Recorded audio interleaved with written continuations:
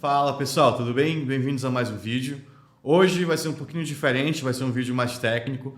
A gente vai falar sobre padrões de projeto. Talvez você tenha visto isso aí por aí com o nome de Design Patterns. E essa vai ser uma série talvez um pouco longa. Em cada vídeo eu vou falar sobre um padrão de projeto específico. Nesse introdutório também vou falar de um. Mas antes disso, bora voltar um pouquinho e falar sobre o que são padrões de projetos, o que isso significa, para que serve e como é que a gente usa. Bom, os Design Patterns, e geralmente você vai ver esse conceito com esse nome, tanto em artigo, obviamente, em inglês, mas também em português. É bem incomum você ver padrão de projeto por aí. Geralmente se usa Design Pattern. Então, Design Pattern, padrão de projeto, mesma coisa. Os padrões de projeto são bem menos mágicos do que eles parecem. Eu sei que tem muita gente que usa esses termos por aí como se fosse algo super complicado, principalmente quando você começa a ouvir os nomes dos padrões de projetos mais comuns. Factory, Singleton, Decorator e por aí vai. Mas eles são basicamente formas genéricas de resolver problemas comuns. Então, um padrão de projeto não é bem uma fórmula, mas meio que um conceito para resolver algum problema que muitos softwares têm. E o que eu quero dizer com isso é que tem gente que acha que os padrões de projetos são uma fórmula que você aplica em qualquer software, e não é bem assim. É muito provável que você faz algo no seu código que, mesmo sem você saber, é um design pattern. Talvez seja um menos conhecido, mas é muito comum a gente fazer coisas intuitivamente e essas coisas já estarem documentadas por outros desenvolvedores e serem consideradas um padrão de projeto. Ou seja, é basicamente soluções genéricas para problemas comuns, não necessariamente simples, mas comuns, e que talvez você já use sem saber. Se você já trabalhou com frameworks como o Rails, ou Laravel, ou Django, você provavelmente já encontrou alguns padrões de projeto, seja no código do framework, seja na forma como ele te sugere fazer as coisas, seja no código da sua aplicação mesmo, talvez como a documentação em si. Para quem usa Laravel, por exemplo, o container do Laravel funciona como um singleton, que é inclusive o que a gente vai falar nesse vídeo. Então agora que eu já dei uma introdução basicamente do que são os padrões de projeto, bora falar do primeiro padrão de projeto, que é o singleton. Esse padrão é uma forma da gente conseguir uma única instância de um objeto no cenário de uma aplicação. Então, quando você tem um programa e você instancia pode ser o mesmo objeto, mas você instancia duas vezes, você tem dois objetos diferentes. Se você mudar algo no primeiro, não muda no segundo e vice-versa. Então, se eu tenho, por exemplo, uma classe user e eu instancio dois usuários, o que eu mudar no primeiro não muda no segundo e o que eu mudar no segundo não muda no primeiro. Geralmente é assim que a gente quer que as coisas funcionem. Mas em algumas situações a gente quer ter uma forma de usar uma única instância de um objeto.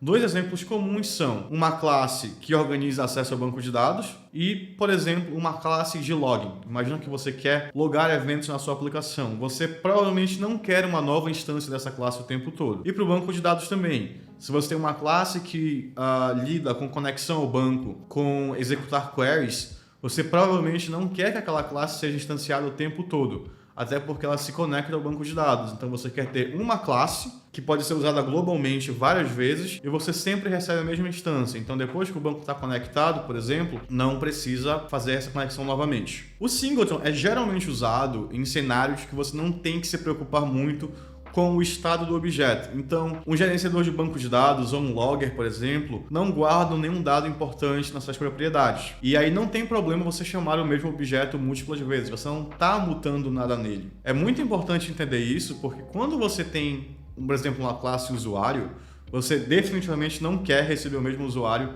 chamando duas vezes. Isso traria 1 milhão de problemas. Imagina que você tem um código que cria dois usuários. Se você recebe a mesma instância duas vezes, na primeira vez você pode receber um usuário sem estado. Na segunda vez você vai receber um usuário com o estado do primeiro. E aí isso vai gerar, obviamente, diversos problemas na sua aplicação. Então, bom, pegando o exemplo do logger, como é que a gente faz para conseguir uma única instância do objeto e usar ele globalmente na nossa aplicação? Então, acaba funcionando como um objeto global. Você sempre vai receber o mesmo objeto. E quando eu digo o mesmo objeto, eu digo literalmente o mesmo objeto. Eu não estou falando da classe, eu estou falando do mesmo objeto, a mesma referência na memória. Isso, obviamente, depende da linguagem, mas o que a gente faz geralmente é ter um método estático que verifica se já existe uma instância desse objeto na memória. Se não tiver, ele cria e te retorna. Então, na primeira vez que você chama esse método, ele cria uma instância do objeto, salva na memória e retorna ela. Da segunda em diante, ele já tem aquela instância salva na memória, já tem uma referência a ela e só te retorna a instância. Então, bom, bora passar aqui para o código para mostrar como você pode fazer, como você pode usar o padrão singleton em TypeScript, por exemplo. Vamos lá. Bom, gente, beleza. A gente está aqui no VS Code e a gente vai fazer uma classe de logger, certo? Então, bora começar fazendo essa classe. Class logger. Vai ter um método chamado log, então, que recebe uma mensagem, que vai ser uma string, e não retorna nada. Então, está aqui a nossa assinatura do método. Como isso aqui é só um exemplo, a gente não vai de fato logar nada. Ao invés disso, a gente vai dar um console log, e eu vou falar assim, login, e passar a mensagem. Show. Então, isso aqui está usável. Se eu vier aqui digitar logger, new logger, e logger.log test, e a gente rodar isso aqui, funciona normal. Agora, putz, como é que a gente faz para não ter que usar essa keyword bem aqui, que isso aqui denota que a gente está instanciando um novo objeto? Não só não usar essa keyword, porque a gente tem como não usar ela, mesmo assim instanciar um novo objeto, mas como é que a gente faz para não ter que instanciar um novo objeto, conseguir sempre o mesmo objeto? Bom, vamos lá. A primeira coisa é, a gente tem que guardar uma instância desse objeto em algum lugar. Se você usa um framework como o Adonis no JavaScript ou o Laravel, não sei de cabeça todos os frameworks que funcionam assim, ou o Symfony, você consegue usar o container para guardar essa informação.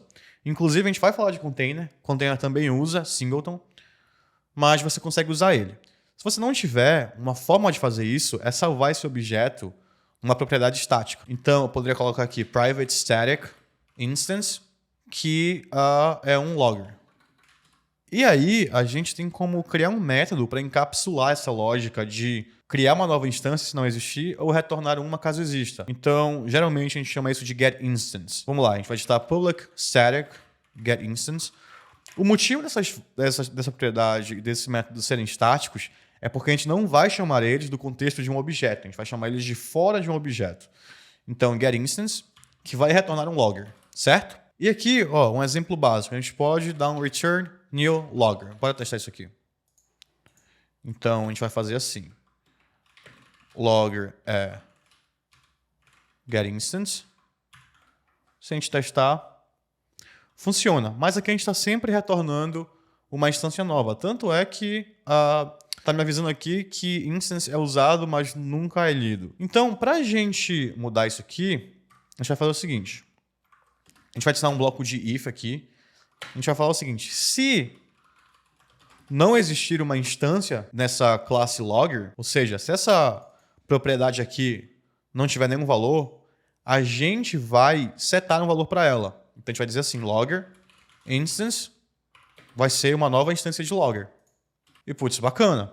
Então, a gente está setando essa propriedade. Mas a gente já está retornando um novo logger. Então, o que a gente faz? A gente pode simplesmente retornar logger.instance. Por que a gente pode fazer isso? Porque a gente já setou bem aqui. Então, na primeira vez que esse código for chamado, esse bloco aqui vai ser executado e nas demais, esse aqui não vai. Quer ver? Vou te mostrar. Vamos colocar aqui um console log.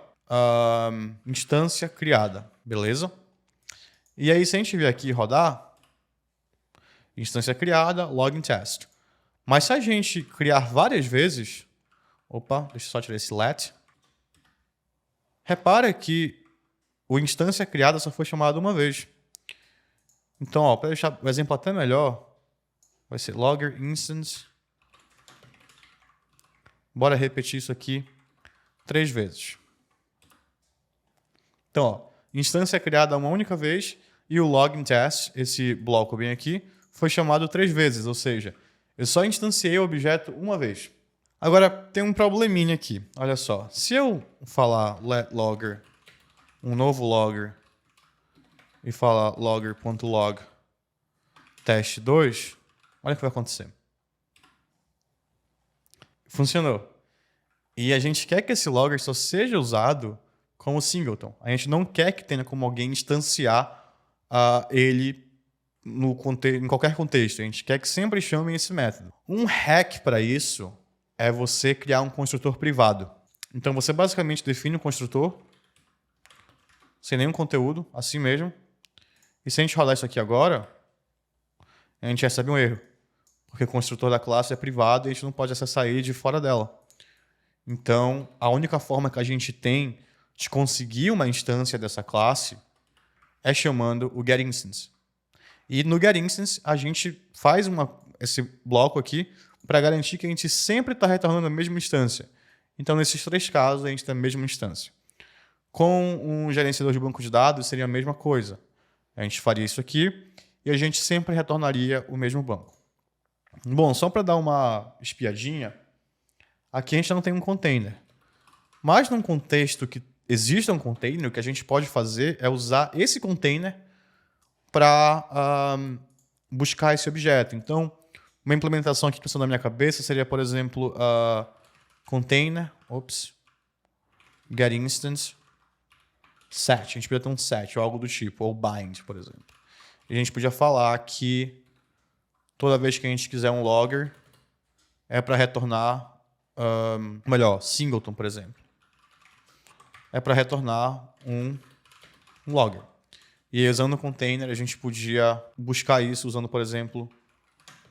Isso aqui é pseudocódigo, tá? Mas só para mostrar para vocês. Quando a gente tem um container, a gente não precisa implementar o singleton na classe que a gente quer que seja singleton. A gente pode instruir um container a dizer, opa, se alguém te pedir o objeto X, dá para ele sempre o mesmo objeto. Então, quando você usa o container para manusear suas dependências, você consegue instruir ele a dizer, opa, se te pedirem um controle de ar-condicionado, sempre dá esse controle. E tem como falar também, se te pedirem um controle de ar-condicionado, só instancia um novo controle. Então, você tem as 2 opções. Mas, bom, basicamente, isso aqui é o singleton bem simples mesmo, nada mágico, nada complicado. E, bom, espero que vocês tenham gostado desse vídeo, testar esse formato novo. E é isso aí. A gente se vê no próximo vídeo. Me digam aí se vocês gostaram, se ajudou em alguma coisa. E até mais. Não esqueçam de se inscrever também, que eu nunca falo isso. E a gente se vê no próximo vídeo. Até mais.